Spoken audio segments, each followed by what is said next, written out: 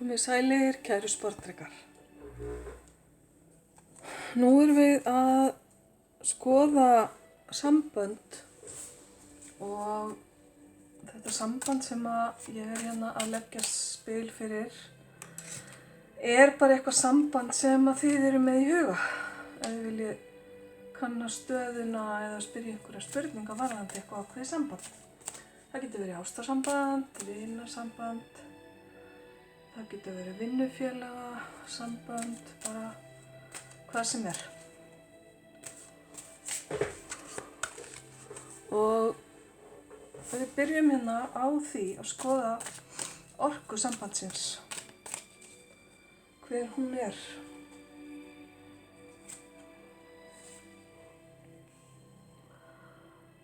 Orka þessa sambands virðist vera mjög falleg. Hún er gróskumikil, ber af sér ávöxt, getur verið mjög líkamleg líka, mjög jarðbundin orka og þetta spil ber vitni að sambandi sé fallegt og síðast en ekki síst, þá táknar keisarinn hann móðureðlið. Þannig að ef þið eru að spyrja börn eða mæður, þá er það ríkjandi orka í þessu sambandi. Samskiptin í sambandinu, hvernig samskiptin eru, þau virðast vera svona hrein og bein, snaggaraleg. Það ríkir forvitni á milli aðila. Aðilum finnst gott að deila þekkingu, tala saman huglæga hluti.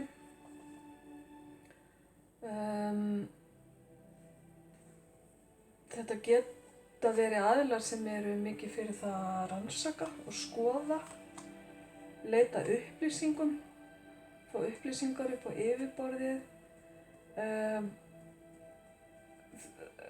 Þetta spil getur táknað njósnir, meðal annars, að það sé verið að leita upplýsingum ákveðina aðila. En svona í heildina er þetta bara allskyns samskipti, munnleg samskipti og skrifleg líka, sem að minnir mig á gömlu góðu pennavinina sem voru einu sinni. Þeir pennavinir ennþá til, getur vel verið. Þannig að það er það sem einkennir samskiptin og þau eru á jákvæðum nótum yfirleitt, hrein og bein og geta verið svona borið í sér ákveðið sakleysi.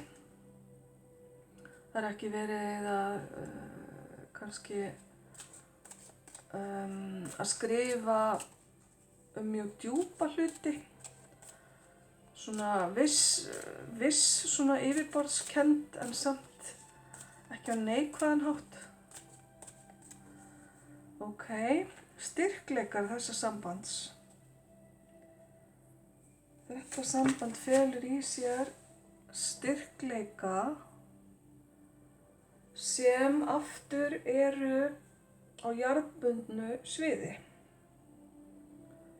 Og enn og aftur koma móðureiginleikarnir hérna inn. Þetta getur verið manneskjur sem eru í eins og ég sagði áðan, mjög líkamlegu sambandi eða að annar aðilinn nærir hinn á ákveðinn hátt.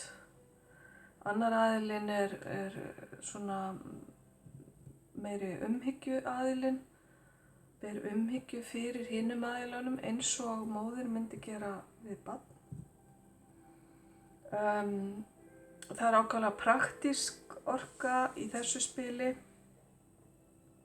praktísk og raunsæ. Allt varðandi fjármuni er mjög svona úthugsað og skipulagt í þessu sambandi. Og síðast en ekki síst getur drottningin auðvitað táknað bara manneskju eða konu sem er ákaflega sterkur persónuleiki. Þetta spil tengist mjög sterkt heimilinu og praktískum sviðum lífsins, líka vinnunni. Þannig að ef til vill eru vinnufélagar í þessu sambandi. Þetta er svona, getur staðið fyrir margt. Það sem við skoðum næst, já, þetta voru styrkleikarnir í sambandinu. Þannig að þessi hlið sambandsins er jákvæð. En veikleikarnir í sambandinu, það er önnur hlið. Þeir eru hér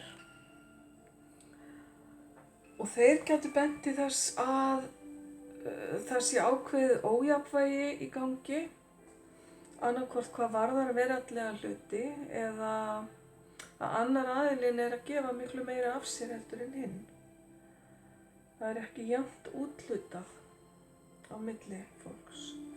Þannig að þetta er bara ábending til þeirra sem að máli varða að reyna að finna þetta fallega jafnvægi sem þarf að vera í öllum samskiptum og sambandum á milli þess að gefa og þiggja. Það getur verið að annar aðilinn hafi svolítið valdið hvað þetta varðar í þessu sambandi og úthluti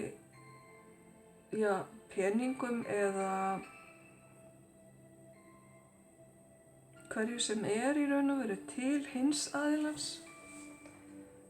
Þannig að annar aðilinn sé veikari fyrir. Þetta er veikleiki í sambandinu og heilbrigð samband þurfa að byggja á jafnvægi. Öðruvísi ganga þau ekki upp. Sambandið eins og það lítur út frá öðrum, það er að segja hvernig aðrir sjá þetta samband og ykkur sem að eigið þetta samband saman. Það er, aðrir sjá ykkur sem tvo svolítið saklausa, ungæðislega einstaklinga. Ef til vill einhverjir sem líta á ykkur sem barnalega einstaklinga með því sem að svona þeim neikvæðu formerkjum sem þar fylgja.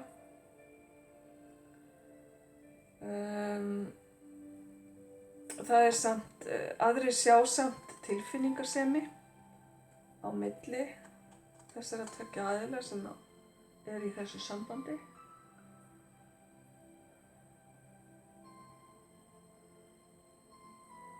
Þetta gætu verið tvær ungar manneskjur sem er að hefja svona sín fyrstu skref í sambandum eða tveir unglingar.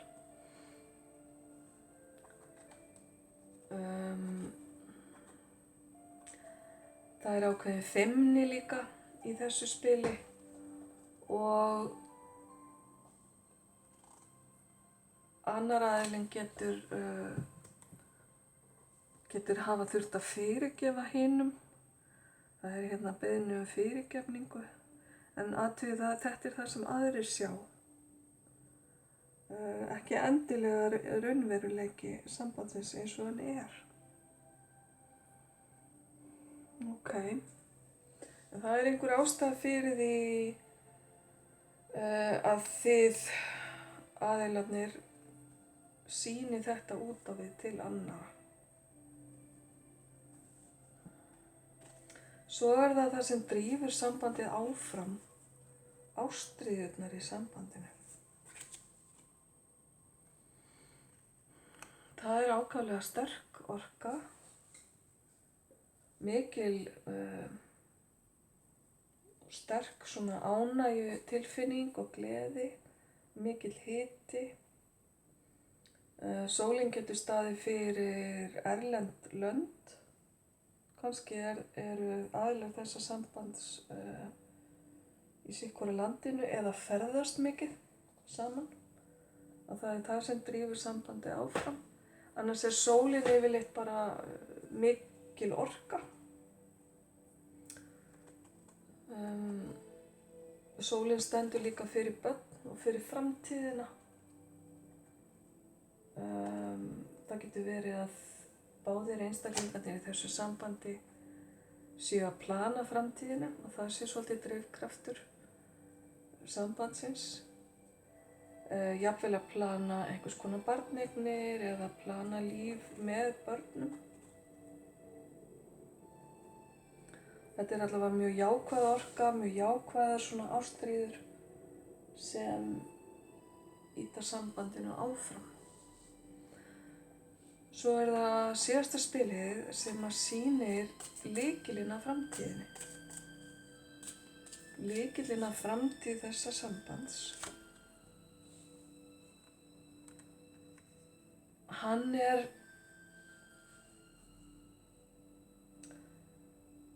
sá að báðir aðilar þurfa að gæta sín að færast ekki of mikið í fang. Þeir þurfa að sníða sér stakk eftir vexti, leggja frá sér byrðarnar þegar það er orðið of mikið að vera eða verkefnin orðin of mörg. Það er lykillinn að velgengni sambandsins. Að kunna sér hóf og líka það að tjá tilfinningar sínar, ekki bæla þær niður. Það kemur líka mjög sterkt hérna inn.